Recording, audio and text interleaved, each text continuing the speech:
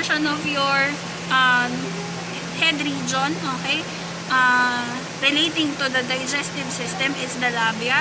So as you can see, the labia has a non-hairy part and the hairy part, similar to humans. We also have hairy portions of the labia.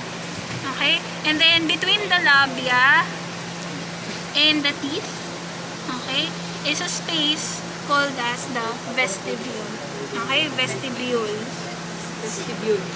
Next. So we also have the palate region of the cat. Okay, the roof of the mouth, as some would say. Okay, the palate is divided into two: the hard palate, and then more posterior would be your soft palate. So the difference between the hard and the soft palate is the presence or the absence of rugae. For the hard palate, you will observe this folds, tissue folds. Okay? Again, rugae ang tawag sa kanila, parang sa stomach.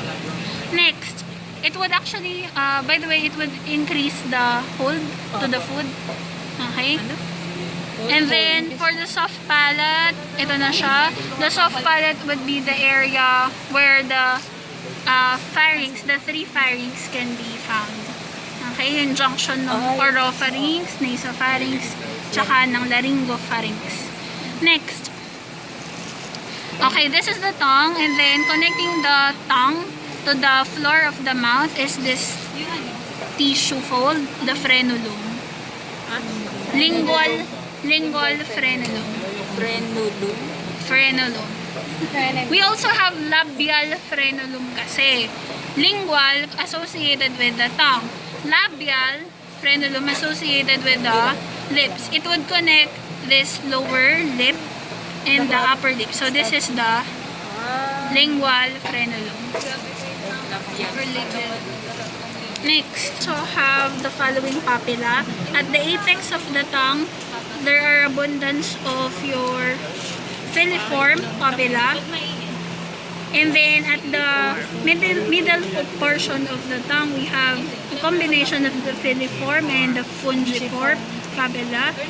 And then at the posterior end of the tongue, okay, forming a V-shaped configuration or the valate papilla.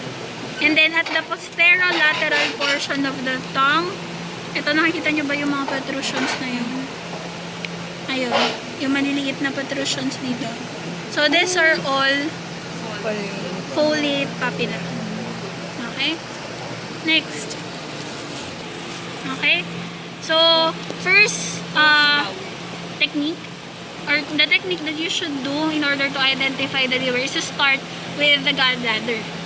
Okay? So, if this is the gallbladder, then you can easily identify the lobes of the liver lateral to it. Okay? So, gallbladder, so nasa right side niya ay right medial lobe of the liver. And then, nasa left side niya ay quadrate lobe of the liver. Yung nandun sa Okay? gallbladder. Ulit. Gallbladder sa right side, right medial lobe of the liver. Nasa left ay quadrate lobe of the liver. And from then, magkakaroon na yung partners ng lobe ng liver. So, this is right medial, this is left medial. And then, this is right lateral. Okay? Right lateral. Then, this is left lateral. Okay? Next, this is the caudate lobe of the liver. So, pati ito, caudate lobe of the liver lang. Sa ilalim. Okay? Caudate lobe of the liver. Next. Through the neck, the thoracic region, specifically at this point. So, esophagus pa to. And then it would pierce the diaphragm in the esophageal opening. And a little portion of the esophagus would then be still visible at the abdominal area. So, ito siya. Ito. Esophagus pa to. And then, afterwards, the esophagus would transfer the food to the stomach area. First, the stomach would be filled by the, would be filled with food in the fundic area. Fundus. Okay? fundus area. The cardiac area is malapit sa opening ng esophagus to the stomach. Next. So, majority of the area of the stomach is the body. Okay? And then, yung last segment of the stomach is the pylorus, muscular portion ng stomach. As omentum found at the lesser curvature of the stomach, this is the greater omentum found at the greater curvature of the stomach. Have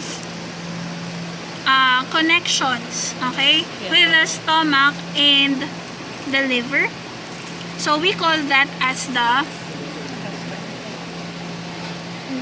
gastrohepatic ligament.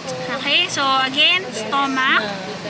Okay, extension of the greater omentum na sa likod, papunta sa liver, gastrohepatic ligament.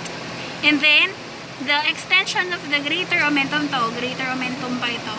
Greater omentum from the duodenum naman, ito, this one, papunta sa liver is your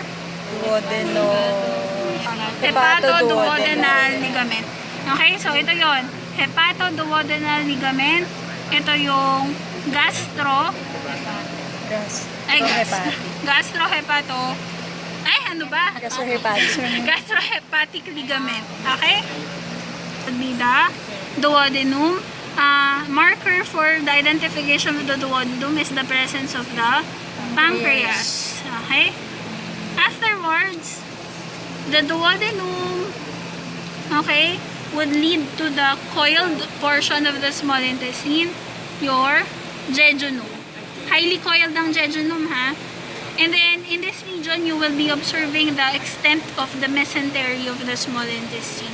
Okay? The mesentery of the small intestine is necessary in order to hold all the blood vessels, the lymphatic vessels that are connected in the intestine. Next. So, the jejunum would then continue as the ileum. Okay? The ileum is less coiled than the jejunum. So, ito lang siya. Okay? Specifically, the ceca, this one. Okay? Yung blind-ended pouch of the colon. Okay?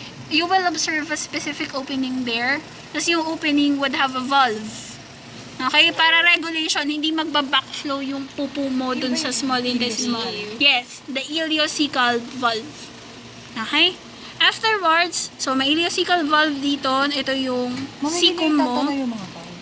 Hindi na po ito. Hindi na. Then we have this ascending portion of the colon. And then, the transverse portion of the colon. Oh, maliit lang siya. Depende sa species sa tao. Mga ganun lang. Ganun lang yung ascending colon natin kahaba. Next, so this is the transverse colon. And then this is your descending colon. Pinakamahaba si cat. Okay? Afterwards, the descending colon would then terminate in the rectal area. Papasok na sa pelvic region.